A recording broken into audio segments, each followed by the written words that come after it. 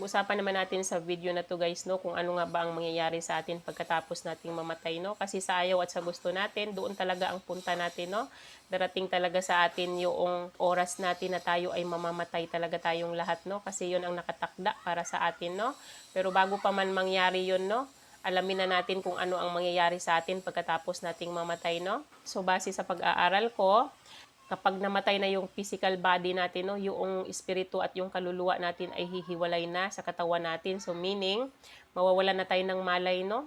As in, mawawala na yung kamalayan natin, mawawala na yung isip natin, mawawala na yung damdamin natin, mawawala na yung pandama natin, no? Tapos, ang espiritu naman natin at yung kaluluwa natin ay babalik na kay God, no? Si God ang nagbigay ng mga yun, no? Patunayan natin sa Bible, guys, no, na ang espiritu natin ay babalik na kay God, no?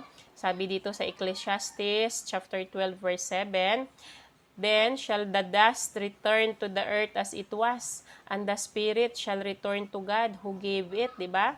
Nasabi dito, yung katawan natin dahil galing yan sa alikabok, babalik na sa alikabok. Pero yung espiritu natin ay babalik na kay God kasi siya ang nagbigay, no, ng espiritu natin, no? Tapos pagdating naman ng resurrection, no, meaning muling mabubuhay yung katawan natin, no? Tapos pagdating ng resurrection, bago pa man tayo haharap sa judgment day, no, ita-transform ni Jesus Christ yung katawan natin na ano, no, yung katawang panlupa natin, no. Basahin natin dito sa Philippians chapter 3 verse 21, "Christ will transform our lowly bodies so that they will be like His glorious bodies by the power that enables Him even to subject all things to Himself." Ang ibig sabihin, babaguhin daw ni Jesus Christ yung katawan natin na may kahinaan, no? Para maging katulad daw ng katawan niyang maluwalhati, no? Gamit niya yung kapangyarihan na nagpapasuko sa lahat ng mga bagay. Meaning, itatransform niya yung resurrected body natin, no? Para maging katulad na sa katawan niya na maluwalhati, o di ba? At saka, pagkatapos naman baguhin ni Jesus Christ yung katawan natin, no? Magre-reunite na yung katawan natin at saka yung kaluluwa natin, no? Magkaroon sila ng reunion, yung kaluluwa natin at saka yung resurrected body natin, no? Yung katawan natin na binago ni Jesus Christ, magkaroon ng reunion sa kaluluwa natin, no? Pagkatapos ng reunion ng kaluluwa natin at saka yung resurrected body natin, no, haharap na tayo sa judgment day. Anong mangyayari sa atin sa judgment day, no? Sabi dito, 2 Corinthians chapter 5 verse 10, "For we must all appear before the judgment seat of Christ so that each one may receive what is due for what he has done in the body, whether good or evil." Anong ibig sabihin nito? Sabi dito ay tayong lahat daw ay haharap na kay Jesus Christ pagdating ng judgment day para tanggapin natin yung hatol na nararapat para sa atin bilang kabayaran sa lahat ng mga ginawa natin dito sa mundo noon nung tayo ay nabubuhay pa, no? Mabuti man daw ito or masama, di ba? So meaning, ang judgment sa atin ay nakadepende kung ano man yung ginawa natin dito sa mundo, no? Nung tayo ay nabubuhay pa, no? Kaya dapat talaga ay gumawa tayo ng mabuti para mabuti din ang judgment sa atin. Kasi kung masama ang ginawa natin, masama din ang judgment sa atin, no? At saka sabi dito sa Matthew chapter 23 verse 23 naman, "People will be judged according to their works." O nakasaad nga dito na lahat tayong mga tao ay huhusgahan tayo ni God, no? Ayon daw sa kung ano man ang ginawa natin, no? Kaya yun talaga ang basihan ng judgment, no? At saka ang sabi naman dito sa Matthew chapter 12 verse 36, "People will be judged for every word they speak and will be justified or condemned by their words." Ang ibig sabihin, tayo daw na mga tao ay hahatulan daw tayo sa pamamagitan ng mga salita natin, no? Kung ano man daw yung mga salita na nilabas natin sa bibig natin, no? Ang mga sinasabi natin sa kapwa natin ay bad words man yan. Ganon magbabase si God sa natin, sa judgment natin, no? Kung maganda man yung mga salita na lumalabas sa bibig natin, magiging maganda din ang hatol sa atin. Kaya dapat talaga mag-iingat tayo sa bawat salita na nilalabas natin sa bibig natin, no? Yung mga walang kabuluhan na mga salita, no? Huwag na nating ilabas yan para hindi tayo mahatulan balang araw, no? At saka, anong sabi dito sa Matthew chapter 25 verse 46 naman, "This will go away into eternal punishment, but the righteous into eternal life." 'Di ba? ito daw judgment day na to, no? Kung tayo man ay pupunta sa hell, ito daw ay habang buhay na kaparusahan na ito, no? Pero kung tayo man ay righteous na tao, magkakaroon tayo ng buhay na walang hanggan doon sa heaven ang punta natin, no? At saka, anong mangyayari pa sa atin dito kung tayo ay righteous na tao, no? Kapag doon sa heaven ang punta natin. Sabi dito sa Matthew chapter 22 verse 30, "For in the resurrection, they neither marry nor are given in marriage, but are like angels in heaven." O, di ba? Mamumuhay tayo na parang anghel doon sa langit kapag ang punta natin ay doon sa heaven. At saka anong sabi dito sa Matthew chapter 13 verse 43 naman, "Then the righteous will shine like the sun in the kingdom of their Father." 'Di ba? Anong sabi dito? Kikinang tayo doon at magliliwanag tayo doon sa kaharian ng Diyos na parang araw, parang sikat ng araw, no? At saka kung tayo naman ay mga wicked, ang judgment natin ay doon sa hell ang punta natin, no? Anong sabi dito? Sa Revelation chapter 20 verse 10, "And the devil who deceived them was thrown into the lake of fire of burning sulfur, where the beast and the false prophets had been thrown.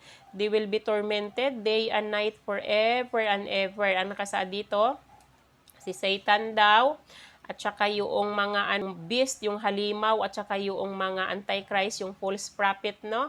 Kasama na dito yung mga tao na nalinlang ni Satan, no? Yung mga nagkasala sa Diyos, no? Ano daw, saan daw kayo itatapon? Itatapon daw kayo sa lake of fire or hell, no? Isa lang yan, no? Of burning sulfur, di ba? Burning sulfur, ibig sabihin mainit ito, no? Kasi napag-alaman ko guys, no, ang sulfur, kapag sinunog siya, no, magiging gas siya na tinatawag na sulfur dioxide. Tapos nung pinag-aralan ko kung ano ang gamit ng sulfur dioxide, no, ang sabi dito ay ginagamit ito sa paggawa ng bleaching, no? Ginagamit siya sa paggawa ng insecticide, ginagamit siya sa paggawa ng disinfectant, ginagamit siya sa paggawa ng chemical production, no? Ginagamit din siya para sa metal and ore refining, o di ba? Imagine niyo pa lang, no? Itong mga binanggit ko, no? 'Di ba mainit ito at saka matapang ito, 'di ba? Itong tinunaw na sulfur or asopre, no? Kapag hindi ka maingat dito, no? Kapag hinawakan mo ito na hindi ka gumamit ng gloves, no? Mapapaso yung balat mo dito, mapapaso yung kamay mo dito. Lalo na kapag nagkaroon ka ng direct contact dito, no? Pwede kang magiging dito, magiging bulag dito sa tinunaw na asopre na to, no? Kung gaano siya katapang. O imagine niyo pa lang guys, no? Kung doon sa hell ang punta ninyo, sa lake of fire of burning sulfur, napakainit. Tapos ang sabi dito, papahirapan kayo doon, mapaaraw man at saka gabi, wala siyang pahinga at saka panghabang buhay na yon kasi eternal punishment nga at saka yun daw ay tinatawag na second death, no? Alamin natin, no, kung sino-sino nga ba yung mapupunta doon sa fiery lake na yon, no? Sa fiery lake of burning sulfur, no? Sabi dito sa Revelation chapter 21 verse 8, "But the cowardly, the unbelieving, the vile, the murderers, the sexually immoral, those who practice magic arts, the idolaters, and all liars, they will be consigned to the fiery lake of burning sulfur. This is the second death." O, diba? Ang sabi dito, ang mapupunta daw doon sa hell or sa fiery lake of burning sulfur, anong sabi dito, yung mga cowardly, ito na yung mga duwag, no? Mga duwag na lang, no, nakaka-experience lang ng mga kunting problema, kunting pagsubok sa buhay, naiingganyo na sa paggawa ng kasamaan, no? Yung iba ay binibenta na nila yung kaluluwa nila kay Satan, no? Kapalit ng kayamanan or kapalit ng kapangyarihan, no? Ito na yung mga sinasabing cowardly, no? Madali lang maingganyo sa paggawa ng masama, no? At saka, yung unbelieving naman, ito na yung mga hindi naniniwala sa Diyos, di ba?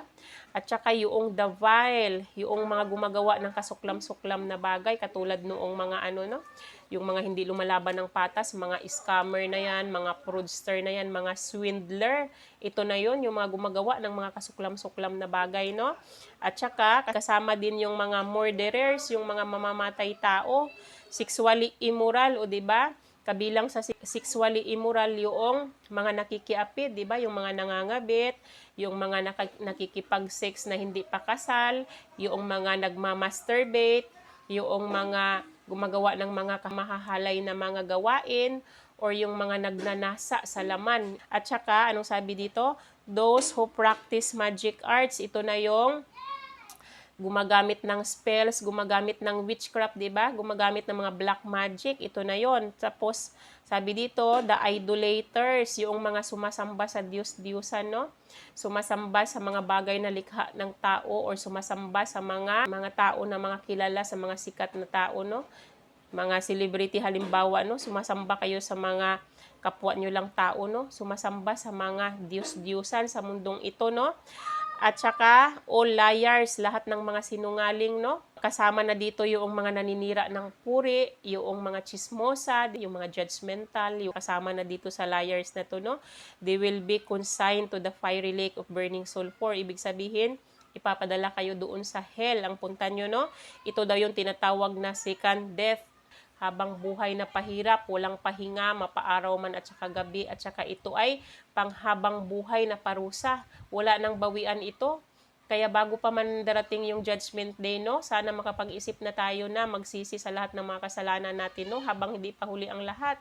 Kung ayaw natin na mapunta doon sa hell na alam na natin na sobrang init doon, no? Hindi natin kakayanin doon. Kung kaya sana, habang may pagkakataon pa tayo na magbagong buhay, no? Umpisahan na natin ngayon ang pagsisisi sa mga lahat ng mga kasalanan nating nagawa, no? I-accept na natin si Jesus Christ bilang Savior natin. Maniwala tayo sa finished work ni Jesus Christ sa cross, no? At maging born again na, guys, bago pa man mahuli ang lahat. Kasi tulad ng sinasabi ko sa inyo, nasa huli palagi ang pagsisisi, no? Huwag niyong antayin na pagdating ng judgment day, bago niyo ma-realize na dapat pala ay nagsisi na kayo sa mga kasalanan niyo, dapat pala ay humingi na kayo ng tawad sa lahat ng mga kasalanan inyong nagawa, no? Huwag niyong antayin na mangyari sa inyo yung mga ganong sitwasyon, guys, no? So, yun lang naman yung aking ma-share sa inyo sa araw na to, no? Hanggang dito na lang yung aking video. Bye-bye and God bless you all. Bye-bye everyone!